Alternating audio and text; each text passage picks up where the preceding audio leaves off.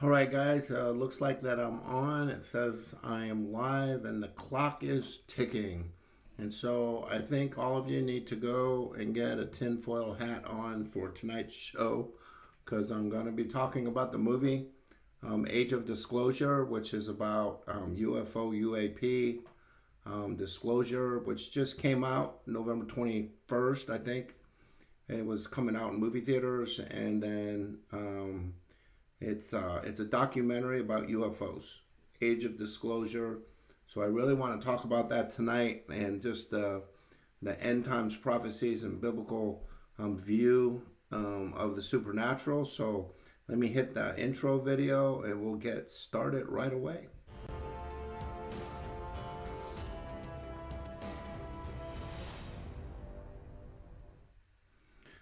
All right, guys. I guess I have to tell you, I'm kind of fascinated with the whole idea of the UFO phenomenon, mainly because of two reasons. One, because the Bible is a supernatural um, communication to us from outside of our time domain. So it's supernatural in nature.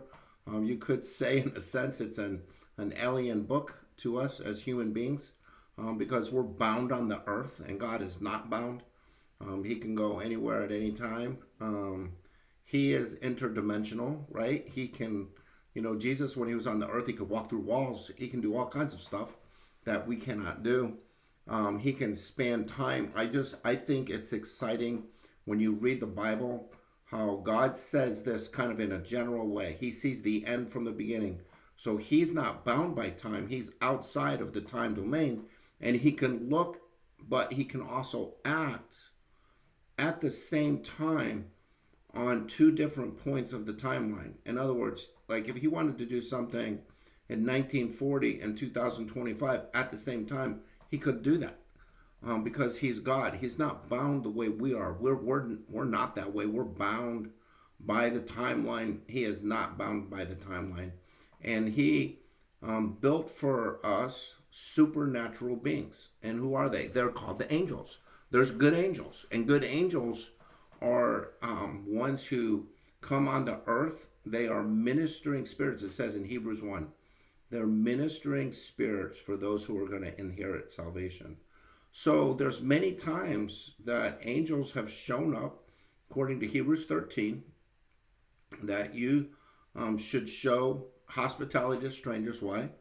Because you may have been entertaining angels unawares. And so we know, if you've read a book on angels and what angels do, there's so many stories in Christian history where angels showed up to protect us, to help us, believers, and God has used angels to do those kinds of things.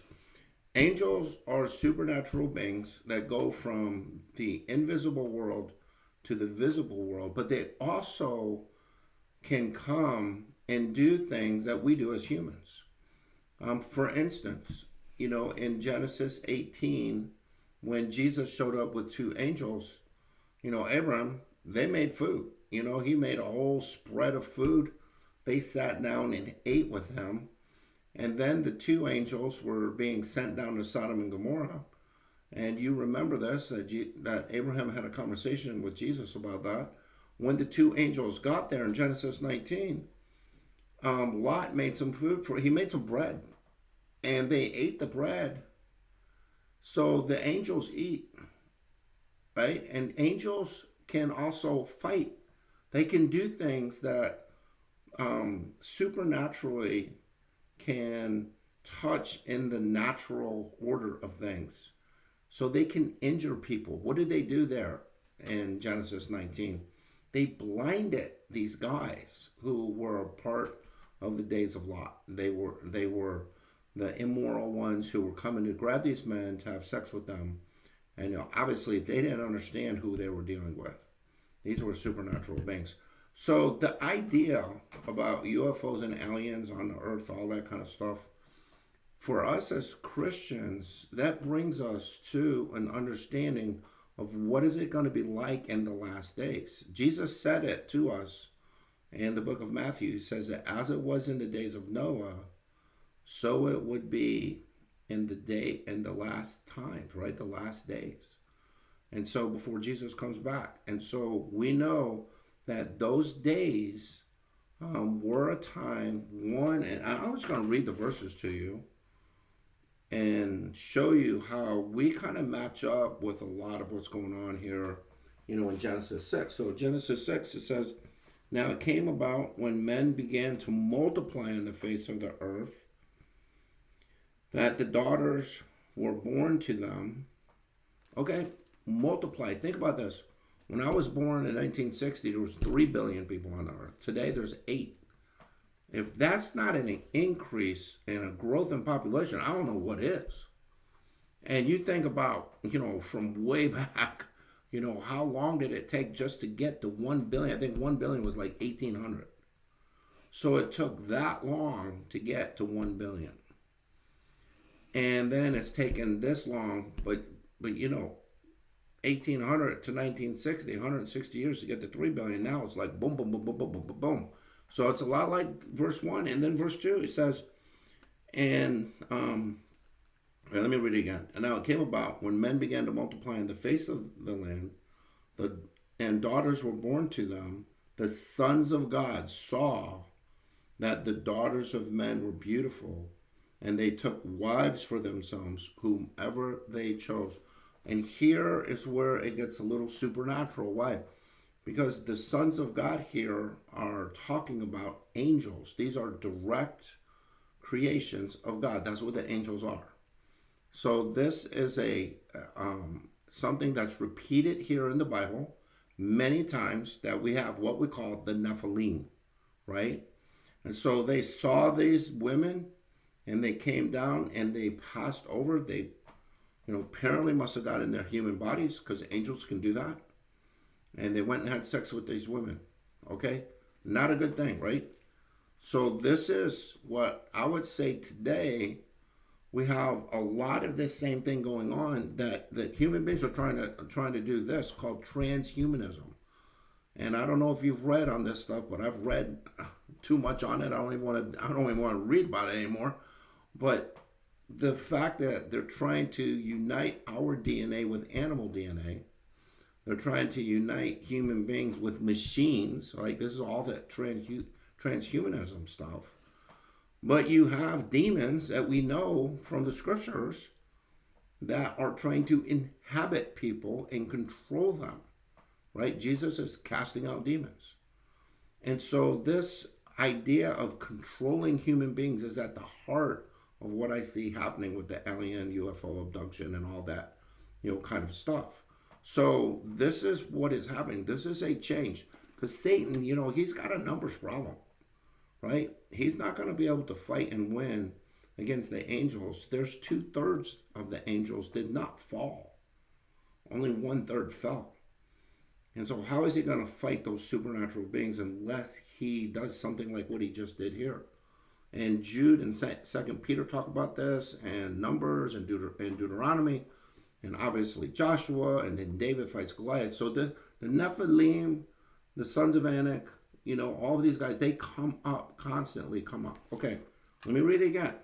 All right, verse 3. Then the Lord said, my spirit shall not strive with man forever, because he also is flesh. Nevertheless, his days shall be 120 years. The Nephilim were on the earth in those days, and also afterwards. So that's a key phrase, right? Because they were on the earth then, and then the flood came, destroyed them all. Then they come back. And we'll look at some passages about that, okay? Then they came back. So the Nephilim were also, and also afterward, when the sons of God came into the daughters of men, bore them children. Those are the mighty men who were of old, men of renown. So obviously, something happened to cause these human beings to be hybrid human beings and to be big, large, strong men of renown, okay? So something was happening, and this is what Satan wanted to do, okay? He wanted to get more fighters, but he loses. He loses big time, right? He always does. And then it says, okay, the Lord saw that the wickedness of men was great on the earth, and every intent of his thoughts of his heart was only evil continually. So everybody was doing what was right in their own eyes. And then jump down to verse 11. He says, now the earth was corrupt in the sight of God and filled with violence. Okay, how is that not true of today? Today is a day of violence. Everybody does what is right in their own eyes. They write their own laws. They don't care what God said. I mean, this is the kind of thing that we are, facing today. So it was very interesting. I kind of want to walk you through some history, right? That's why I call this history, prophecy, current events, because God's at work in history. Nothing happens that doesn't happen out of the sovereign hand of the living God. So we know that there's a key date. A key date is May 14th, 1948, when Israel became a nation. This prophetically is big. It's huge. Okay, but did you know? And I'm going to read just some stats for you that I wrote down, okay? These are some stats about what is happening surrounding 1948. So in November of 1947, the UN voted that they would create the nation of Israel. And all the Arab countries walked out. So that's November of 1948. We'll back up. In July 4th, no, that's November of 1947. Okay, so November 1947, UN votes, Israel can become a nation. Back up to July 4th, 1947, and an alien craft crashes at Roswell, New Mexico. And 4 alien bodies, dead. Okay, so they come out to get this flying saucer, and this is what's created so much controversy.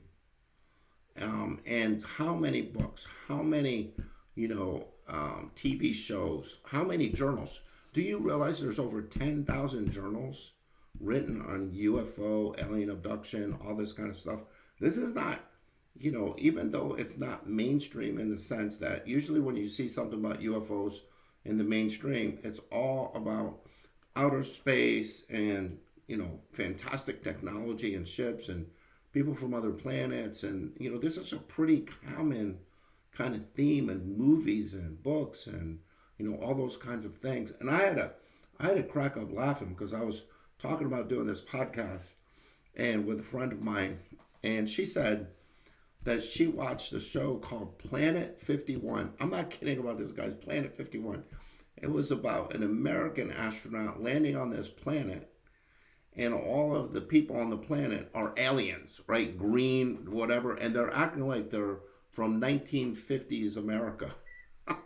So whoever had that idea, there's a pretty, imaginative, good imagination on this. And it was a cartoon. She grew up watching this cartoon. I never even heard of it. So, she kind of turned me on to see, what that was about. That was kind of funny. But think of the date, 1947. And this was the time that it was disclosed to the Americans that there were 4 aliens and there was a spaceship. Then quickly, within a day, they changed their mind. Said, no. It was just a weather balloon. It was this and that. And there was a huge cover-up. Okay? But think about this. Satan has got to prepare for the end times. He has to be ready. So what happened? All right, 47, 48. Okay, this is what happened. January 1st, 1948. The computer age was launched. Bell Labs built what they call a transistor. And that transistor they used to unite all the banks. Now think about that. That's a one world type thing. Okay? The transistor that united the banks led to them starting GATT, General Agreement on Trade and Tariffs. One world economy. And then, and also in 1948, the World Trade Organization. One world economy. I mean, think about this. All this happened 47, 48, okay? The World Court and the International Criminal Court started when? 1947. The UN wrote the Universal Declaration of Human Rights. When? 1948. Global government. Okay? Benelux. Right? This is the beginning of the European Union. When that happened? 1948. Okay, the World Council of Churches started 1948. Guys, think about this. It's like drop a mic bomb, right? Because as soon as Israel becomes a nation, Satan is going to start every single institution that's going to lead to a one world government, a one world economy, and a one world deception, and a one world false religion. And they started the United Religions Institute of the UN. When? 1948. Okay, here's another weird thing. The book Cybernetics, written by Norbert Wiener, wrote it in 1948, and it's the science of living machines, right? Holograms, artificial intelligence, all that kind of stuff that we see. I mean, we see when you think of all the technology grown to today, all of this that's been happening is absolutely amazing. Since 1948, earthquakes have tripled. It's probably more than that now. Antibiotics became available in 1948. Television, because of the transistors. You guys remember that? The old TVs, you had those things in the back, those bulbs. You had whatever. And then they made the first computers. And I'm saying that nothing happens time-wise, right? Nothing happens that doesn't fit the order of what God wants to have happen in the human race. Why? Because God is supernaturally in control over the timing of all things. Remember in Isaiah, he says that he has a day of vengeance coming, right? This is what we call the day of the Lord. But there's a day of vengeance for the cause of Zion, for the cause of Israel, for the cause of what's happened with his people Israel. That day is coming. And God has a plan for all of this to work out, right? And there's a timing to it. Remember in the book of Zechariah, when he gave the prophecy regarding Judas. And this is in Zechariah, where he would betray Jesus for 30 pieces of silver, throw it down, die, da-da-da-da. Then it comes true. But it came true exactly at the time that God planned, right? He came exactly the time that was written for him to come. And that's, to me, a reason why I don't think this is a mistake that all of this has happened. So when you jump forward from 1947, 48, the CIA, the Pentagon, all have been in lockstep to basically make you look like you're foolish and stupid if you ever believe there actually really are UFOs, alien beings, or any of those kinds of things. And that happened until 2017, when all of a sudden the government allowed some disclosure to happen. They gave permission for F-18 pilots and others to talk about their experience. But I do want to read about, because there's a lot of people who've been speaking out about this over the years. And as they spoke out about it, obviously the government's trying to stop it. They're making them look stupid. They threaten them, all those kinds of things. But here's the deal. Apollo 11, okay? Neil Armstrong, Buzz Aldrin. All right, two guys, would you say, these are astronauts. These are the best of the best, right? You didn't get on the Apollo, unless you were the best of the best. You've seen probably videos and stuff of their training and what it took, or the movie, about the Apollo mission and everything. So this is July 21st, 1969, okay? They're on the moon, and they see two large objects watching them, looking at them, and they saw lights, right? And they were using code language because of this stuff, because it was happening quite often. and they would call, "Hey, Santa Claus is out there," and that would be their code word for seeing some kind of alien ship following them, being close to them, or whatever kind of thing. Huge CIA cover up, obviously. Now I want to talk about one of the astronauts. His name was John Blaha, Blaha. If you want to look him up, he was on 5 space shuttle missions. Okay, he blurted out something. This is March 24th, 1989.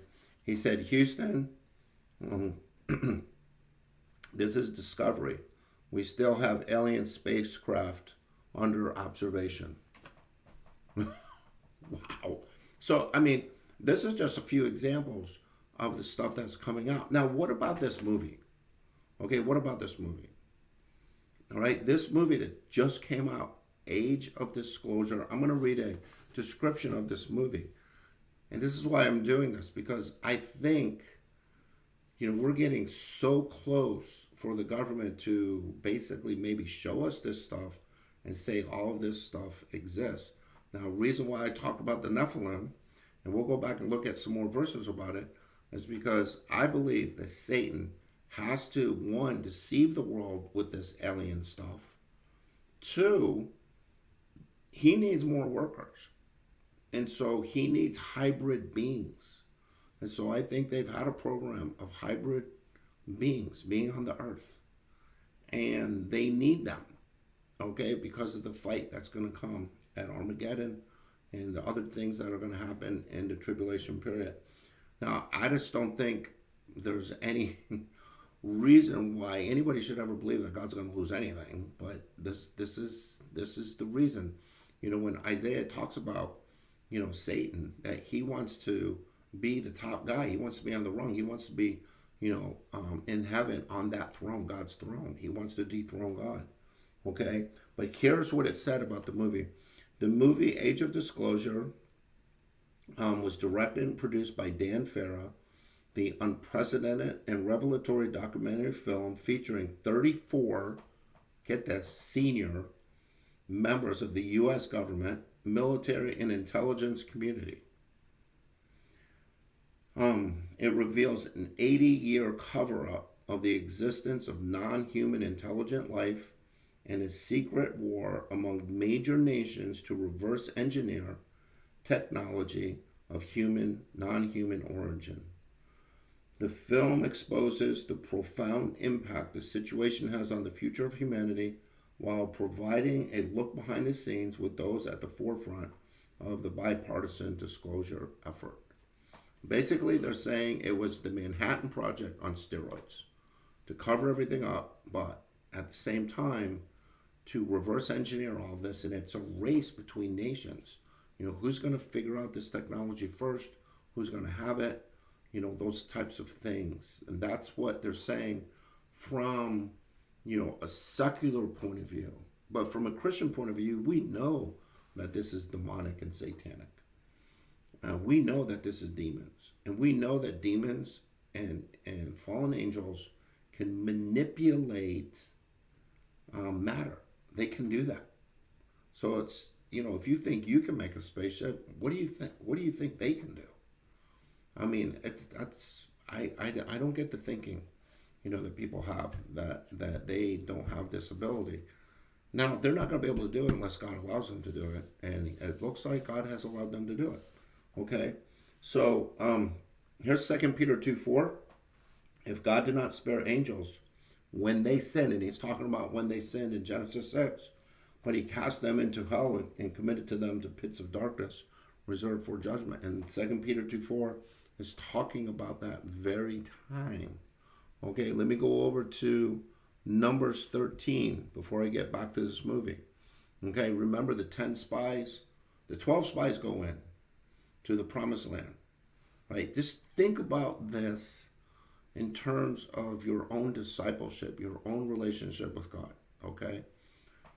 You see God do all of this to fulfill his promises to Abraham, that when the nation of Israel is in Egypt, they would be oppressed 400 years because the sin of the Amorites not yet full. But then he will come and deliver them, and take them and give him the land that he promised, right? And so they come out, they see God just blow away Egypt, with the 10 plagues, the 10th one being Passover, right? Wow.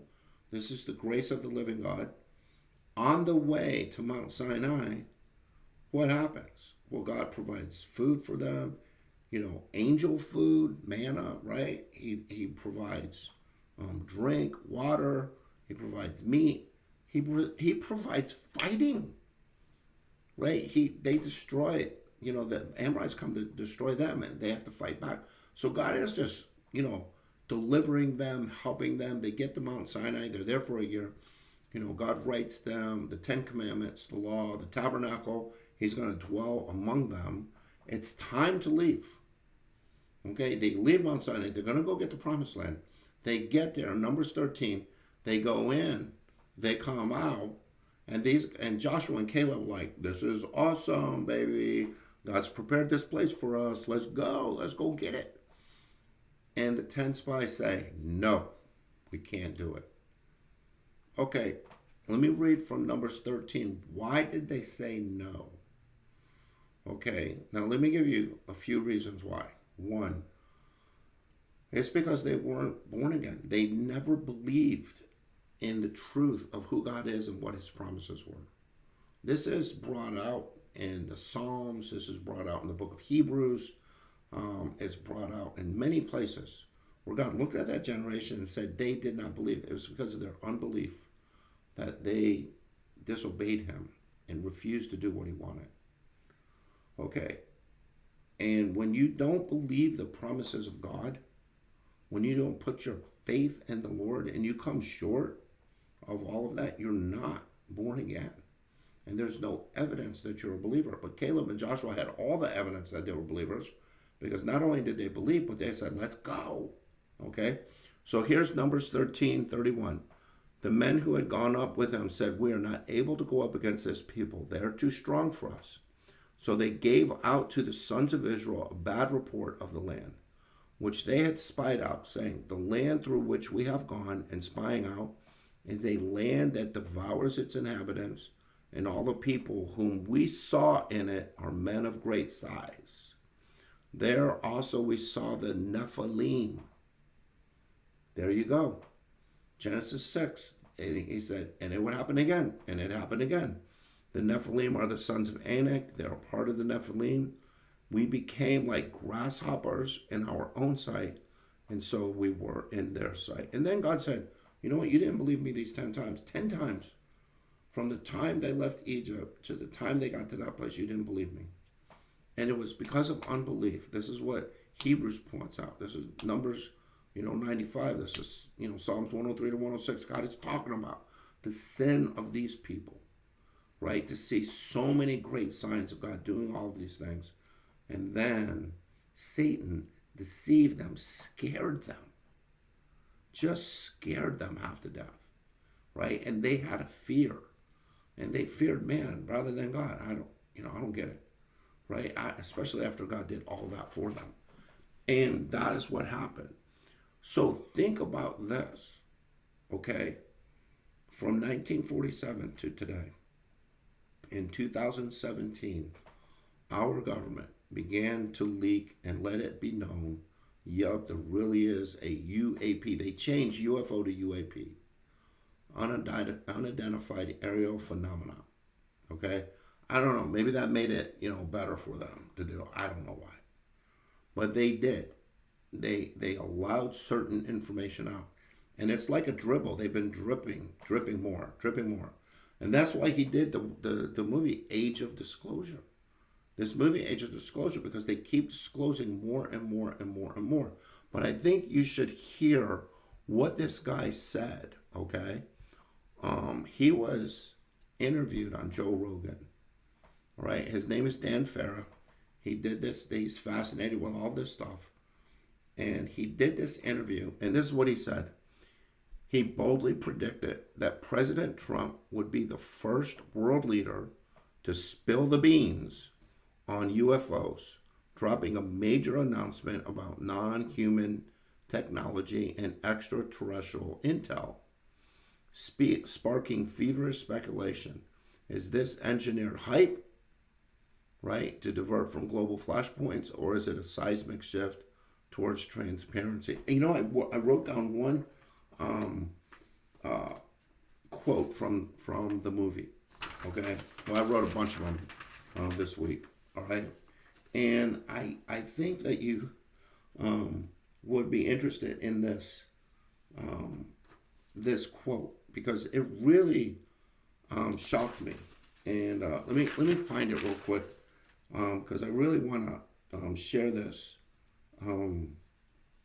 quote with you because I really think this is important quote. All right, let me find it. Okay. And as I'm looking for it, I would just say it shouldn't be a surprise to us as Christians that Satan can manipulate material from the invisible world into the visible world. That should not be a problem, for us understanding these kinds of things. So here's this art. Here's one of the things I wrote down. Filmmaker declares the existence of UFOs is no longer a question as the doc probes 80 years of secrets. A filmmaker behind the documentary alleged exposing this 80-year global cover-up of extraterrestrial existence claims that the U.S. government is part of a secret Cold War race to reverse engineer alien technology. The first country that cracks the code on this technology will be the leader for years to come. Okay? So it's kind of like the Manhattan Project that we did with the nuclear bomb, right? This is what they're stating, and they're all saying, in the movie. Because what they do is they compartmentalize things here, right? And then they block information from here, so nobody knows what the other people are doing, kind of a thing. Okay, here it is. Rear Admiral Tim Gallaudet, U.S. Navy. Okay, so this is an admiral. Said, this is going to change the arc of human history. Drop the mic. He said, when Trump reveals this, right, it will change the arc of human history. When I saw him say that, and I'm writing this down, okay, this is a really important quote. And it's one of the reasons why I believe we're in the end times. And because we're seeing so many tentacles of what has to happen in the end times growing faster. And this is one of them. So this is an amazing thing. So let me keep on reading from this article. It says, Farah made the claim on Joe Rogan's podcast while promoting his new documentary. Okay? He believes Trump is poised to unmask the aliens. He said, I wouldn't be surprised if it happens soon after the film comes out. The sitting president has to step to the microphone and say, humanity is not alone in the universe. Think about that. Think about that. If the president were to say that, I think there ought to be a humdrum from all the Christians like, y'all think we're not alone in the universe? Well, there is a God who created us, and there are angels, right? And we're all going to go with them, and there is a new heavens and a new earth. There is going to be a new Jerusalem, and da-da-da-da-da-da-da, and angels have been coming to the earth the whole time. What do you mean? And for us as Christians, we're not alone in the universe. Okay, we have recovered technology of non-human origin, so have other nations. There's a high-stakes secret Cold War race to reverse engineer this technology. We need to win this race. Imagine if Trump said all those kinds of things. And what would you be doing as a Christian? I would be laughing. I would have you ever considered the fact that these are the days of the deception, right? Isn't that what it says in 1 Timothy? It says the Spirit explicitly says, this is 1 Timothy 4:1, I think, okay? Maybe it's 3:1, I don't know. The Spirit explicitly says that in the last days, many will fall away from the faith, paying attention to what? Deceitful spirits and doctrines of demons. And that's what this is. And I really believe that with all my heart. Okay? Farah replied, first Rogan said, I think Trump might be the only guy that's willing to do something crazy this.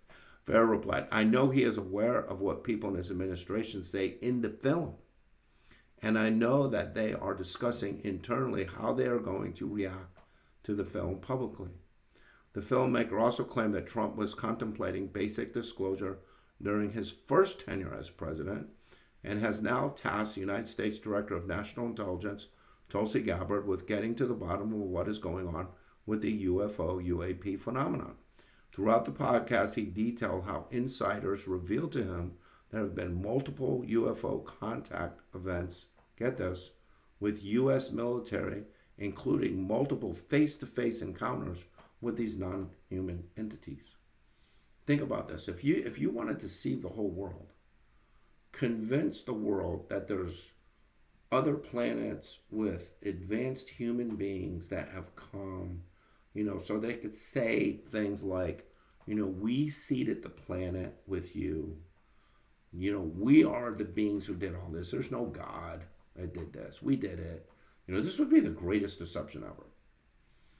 And this is the alien stuff, the kind of information. And here's what's really interesting about, I really don't want to get into this part, but the alien abduction. Every time somebody was abducted and then they cried out to Jesus, and in Jesus' name, it never happened again. And in a very strange way, Jacques Vallée, there were two scientists, secular scientists who study this, psychologists.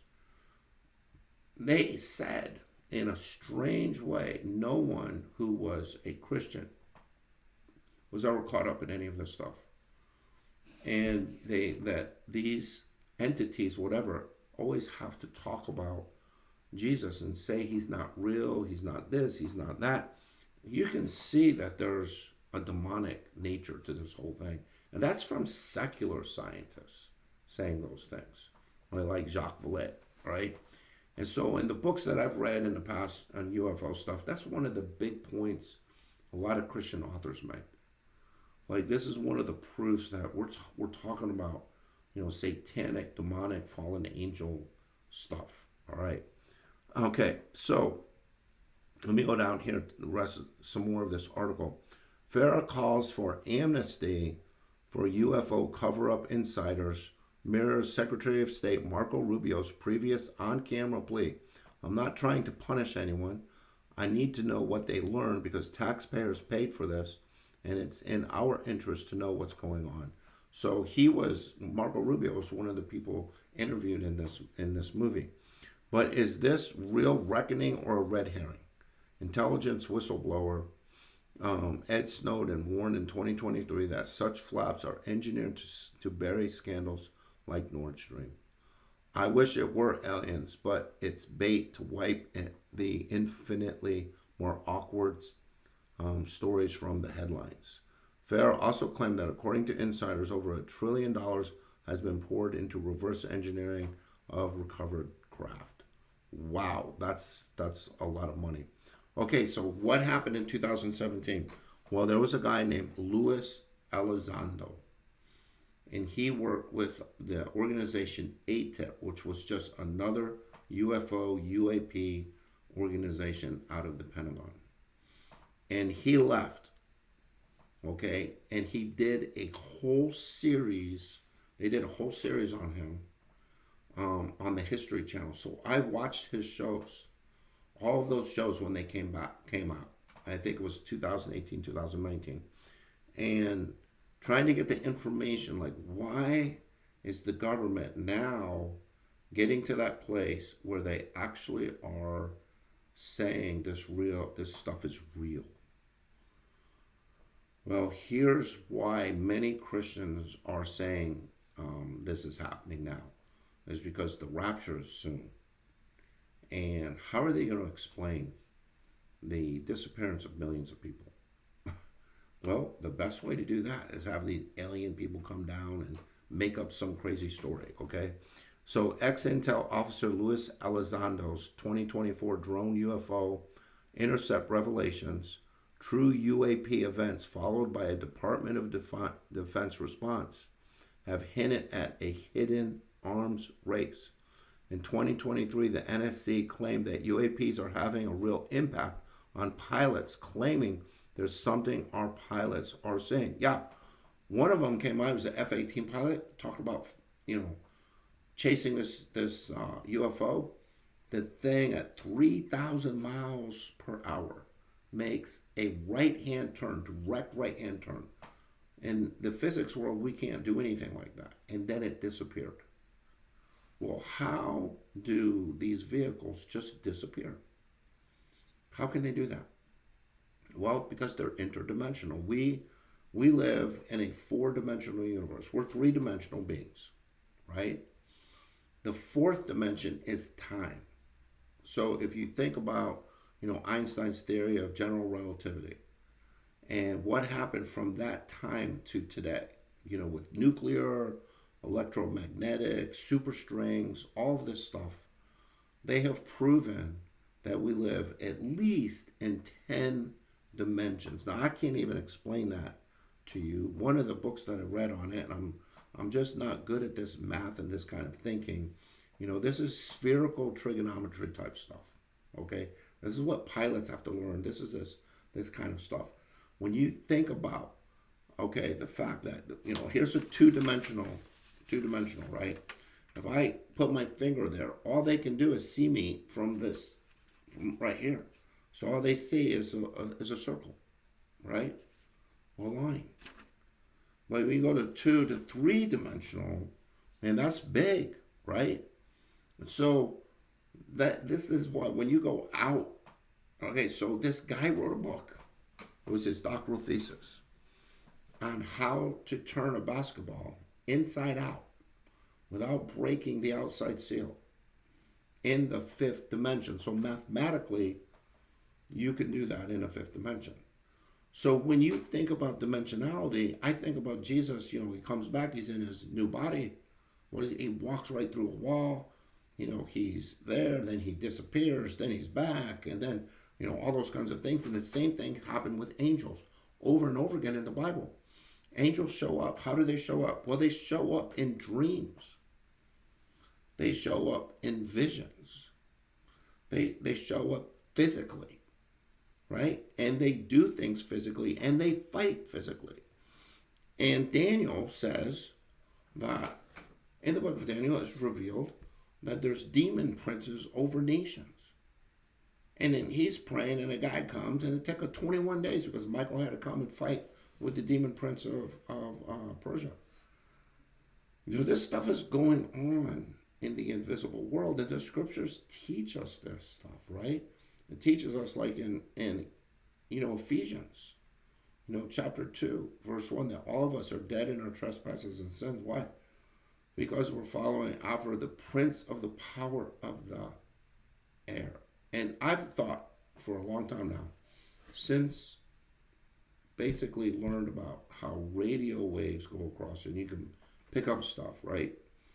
And now AI, I think AI, ChatGPT, all this kind of stuff can have a spiritual entity directing it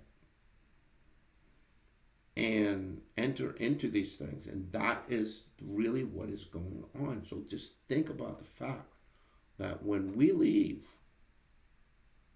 in the rapture, these aliens are going to be, coming down in some great power to deceive. The kind of deception that is coming on in the world is going to be an unbelievable thing. But we believe in an invisible world, right? Our battle is not against flesh and blood, but against the world forces of this darkness. That's from the invisible world. And so when a UFO can come, or a UAP, whatever they call it these days, can come, this thing, and it's flying with an F-18, and it takes off, and then it makes a direct right-hand turn at 3,000 miles an hour and disappears. That's interdimensionality type stuff. That's angel stuff, right? And this is not some, planet out there that's got some advanced, evolutionary organisms that are a billion years ahead of us and just more advanced than we are, that seeded us on this planet many years ago, or whatever they say. This is what the secular scientists, think about. Because they don't want to give up evolution. They don't want to agree that God created them and made them. So this movie, Age of Disclosure, is pushing out this idea that more is being disclosed, more is being disclosed. It's about time that everything's going to be disclosed. And I think that disclosure is going to be the greatest deception ever on the face of the earth. And so let me go to the scriptures again, and I want to read from 2 Thessalonians,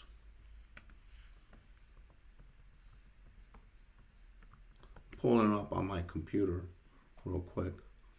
And I think that he says some things here that I think are very important, regarding the future, and how I think it's a supernatural type future, right?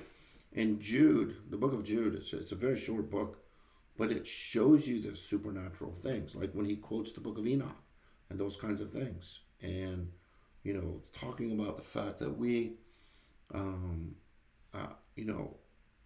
have a desire and we have a need to stand strong in the faith and not to fall to these things that come on the earth. And because they are supernatural, right? Satan is going to use every trick in the book supernaturally. Well, just think about that off the top of my head. What did he do with Jesus? When he tempted Jesus, he took him to the pinnacle of the temple and showed him all the kingdoms of the world at once. How can he do that? That's a supernatural manipulation of time and of space. Wow, that's bizarre, right? So this is a scary being, right? Now, we don't have to be afraid of him because he's bound, and God, controls this. And what he means for evil, God means for good. So he's not going to be able to do what he wants. He can't do what he wants. That's what we learn about the book of Job, right? We're spiritual beings having a human experience, and there is an interrelationship between the visible and the invisible world all the time. All the time. So pay attention to what I'm reading about here. He says, now we request, brethren, with regard to the coming of our Lord Jesus Christ and our gathering to him, together to him, that you not be quickly shaken from your composure or be disturbed either by a spirit or a message or a letter as if from us to the fact that the day of the Lord has come. The day of the Lord has not come, right? And he's saying this because if the day of the Lord is there, then they missed the rapture, right? And that's why he says our gathering together with him, to him. And because this is a very important point, it's in the book of Jude. Okay, it's in 1 Thessalonians. When we come back, when we come back, when Jesus comes back, we come back with him. Okay, that's clear in the scriptures. So that means the church has to be raptured. People have to be up with him. And then we come back. And so you think about in the book of Revelation, what are we doing in chapter 19? We're having the marriage supper of the Lamb so we can get on those horses, come back with Jesus at the time of Armageddon. So he doesn't want us to be shaken about this. Let no one in any way deceive you, for it will not come unless the apostasy comes first. The man of lawlessness is revealed, the son of destruction. That would be Antichrist. He has a lot of power, many signs and wonders. He's doing all of these things, right? What does he do? He opposes and exalts himself, who opposes and exalts himself above every so-called God and object of worship, so that he takes his seat in the temple of God, displaying himself as being God. Do you not remember that while I was with you, I was telling you these things? And you know what restrains him now, so that in his time he will be revealed. In his time he will be revealed. God is the one working all this. He's going to be revealed at the time. God gave a timing thing for him. It's 7 years, right? And that 7 years is going to start, we know, when he signed some peace deal. And what do we got today? All kinds of false peace deals. So it's right in line. We're right in the line of that time coming. And we know that Revelation 6 says he's going to be on that white horse coming, right? He's gonna make himself look like, he's the best thing since sliced bread, and it's not going to work. He said, "For the mystery of lawlessness is already at work. Only he who now restrains will do so until he's taken out of the way. Then that lawless one will be revealed, the lawless one will be revealed, whom the Lord will slay with the breath of his mouth and bring to an end by the appearance of his coming." That is, the one whose coming is in accord with the activity of Satan, with all power, signs, and false wonders, and this is the verse I wanted to get to, with all deception of wickedness for those who perish because they did not receive the love of the truth so as to be saved. Okay, now, I think that's a very important passage, but what I'm going to do is I'm going to read to you from First Thessalonians, and I want you to see this progression, okay, in First Thessalonians, okay? So in each chapter talks about the coming of the Lord. So in chapter 1, verse 10, it says, we wait for his Son from heaven, whom he raised from the dead. That is Jesus, who comes to rescue us from the wrath which is to come. So what is Jesus doing? He's coming to rescue us from the wrath which is to come. Now, a lot of Bible scholars believe that wrath is talking about the day of the Lord, because that's what he's talking about. All right, chapter 2. All right, so, but we come down. It says, verse 19 in chapter 2, "For who is our hope or joy or crown of exaltation? Is it not even you in the presence of our Lord Jesus at his coming?" Okay, so it's at his coming. Talk about it again. Now in chapter 3, at the end of chapter 3, we got the same thing, but listen to it. There's a change. And this is a very important change, okay? Because he explains the rapture in chapter 4. He says, "May the Lord cause you to increase, abound in love for one another and for all people, just as we do also for you, so that you may be established your hearts without blame in holiness before our God and Father at the coming of our Lord Jesus with all of his saints." There you go. Like when Jesus comes back, who's he coming with? Us. With all the saints. All right. Then you go to chapter 4. And it explains to you in chapter 4, "We don't want you to be uninformed, brethren, about those who are asleep, so that you will not grieve, as do the rest who have no hope. For if we believe that Jesus died and rose again, even so God will bring with him those who have fallen asleep in Jesus.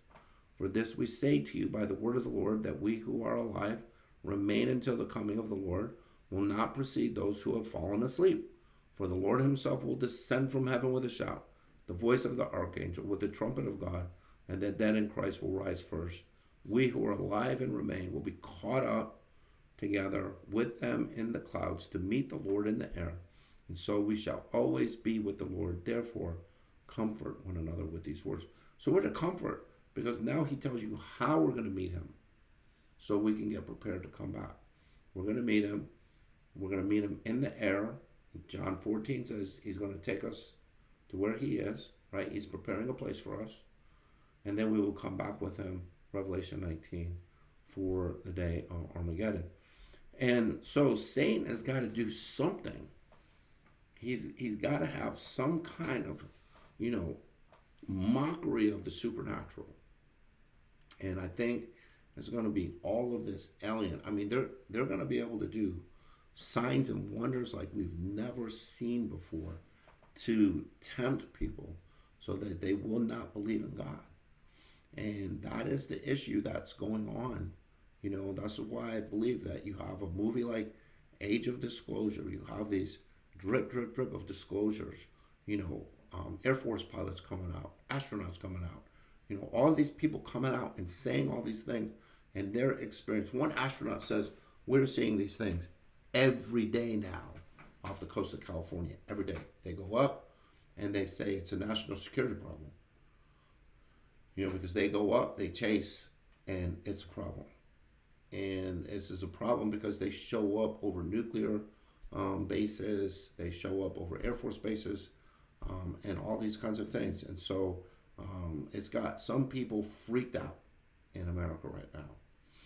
And so, but they've been doing a good job pushing away this, like this, you can't believe this is real, but they've been doing also a great job of putting out movies and TV shows and everything, predictive planning that we're going to see aliens someday.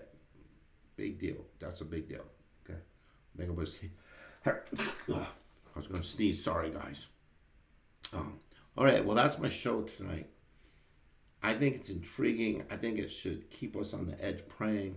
So let's just pray that God, will really help us, will really cause us to stay locked in and in tune spiritually. Stay in the Word, guys. Stay, praying and stay sharing your faith. All those things, So if somebody here says, well, I just, I don't know about this God thing or whatever, listen, God is very clear. All right? He made you to know him. And if he made you to know him, you need to receive him into your life. Jesus said very simply, truly, truly, I say to you, he who hears my word and believes him who sent me has eternal life. He does not come into the judgment, but he's passed over from death to life.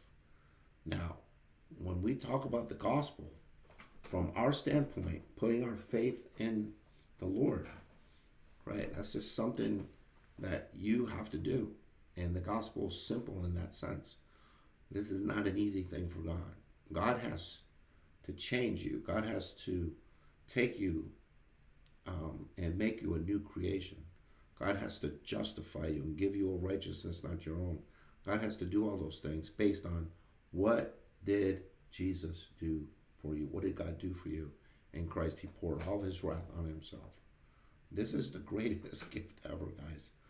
He takes my sin, I get his righteousness. You got to be kidding me. That's the most awesome thing ever. So let's pray that, I'm praying that you will give your life to Jesus, because this is wonderful grace and love and mercy given for you. Please turn to the Lord and be born again. Thank you, guys. Thanks for being on today.